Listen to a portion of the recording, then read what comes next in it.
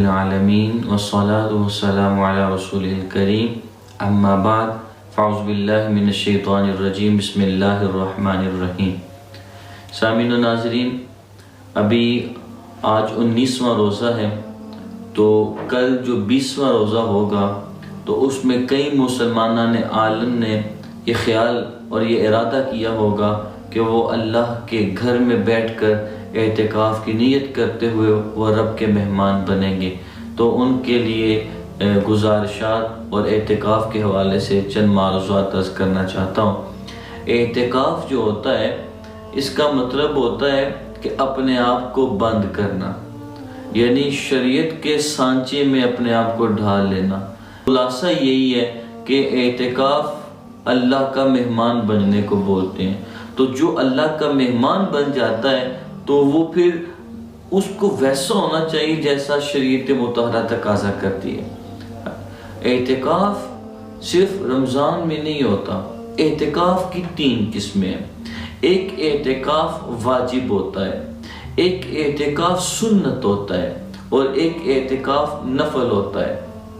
جو واجب اعتکاف ہے اس کا طریقہ یہ ہوتا ہے کہ اگر کوئی بندہ یہ نظر مانتا ہے کہ اللہ میرا یہ فلاں کام فرما دے تو اس کے بدلے میں یہ اعتکاف کروں گا، تو اس صورت میں وہ کام ہو جائے تو وہ جو اعتکاف ہوتا ہے وہ اس کے اوپر واجب ہو جاتا ہے۔ جتنے دنوں کی وہ نیت کرتا ہے، چاہے وہ 5 دن کی، چاہے وہ 10 دن کی، چاہے وہ مہینے کی، وہ واجب ہو جاتا ہے۔ دوسرا وہ اعتکاف ہے جو سنت ہے۔ آقا دو جہاں صلی اللہ علیہ وسلم آپ اپنی زندگی پاک میں کثرت کے ساتھ آپ کا یہ ارادہ ہوتا تھا کہ آپ رمضان شریف میں ضرور اعتکاف فرماتے تھے۔ امی عائشہ صدیقہ رضی اللہ تعالی عنہ آپ ارشاد فرماتی ہیں کہ حضور نبی رحمت صلی اللہ علیہ وسلم لازماً اعتکاف فرمایا کرتے تھے۔ اگر کسی رمضان میں آپ سے اعتکاف رہ جاتا تو شوال میں آپ اس اعتکاف کی قضا فرما لیا کرتے تھے، اور اگر شوال میں بھی موقع نہ ملتا تو حضور نبی رحمت صلی اللہ علیہ وسلم آنے والے سال میں 20 دنوں کا طواف اعتکاف فرما لیا کرتے تھے۔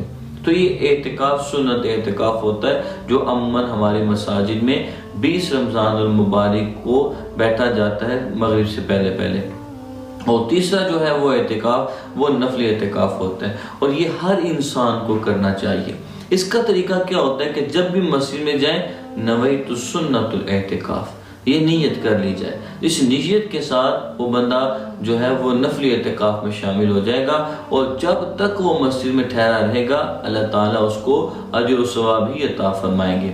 آقا دو جہاں صلی اللہ علیہ وسلم نے ارشاد فرمایا کہ جس نے اللہ کے گھر میں اعتکاف کیا پوری ایمانداری کے ساتھ اور صحیح معنوں میں جس نے اعتکاف کیا، حضور نبی رحمت صلی اللہ علیہ وسلم ارشاد فرماتے ہیں اللہ تعالیٰ اس کو 2 مقبول حج اور 2 مقبول عمرے کا ثواب عطا فرمائے گا۔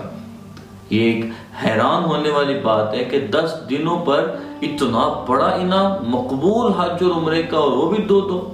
تو اس کے لیے گزارش یہ ہے کہ رمضان کا مہینہ ہے ہی نیکیوں کی برسات کا مہینہ، کہ اس میں ہر فرض کا ہر نفل کا ثواب جو ہے وہ فرض کے برابر ہو جاتا ہے۔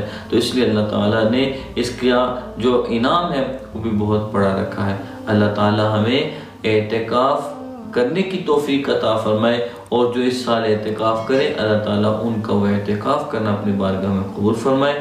انشاءاللہ اگلی ہی سیشن میں ہم اعتکاف کے چند مسائل پر بات کریں گے۔ اللہ تعالیٰ ہمیں اسلام کی سمجھ بوجھ عطا فرمائے۔ وآخر دعوانا ان الحمدللہ رب العالمین۔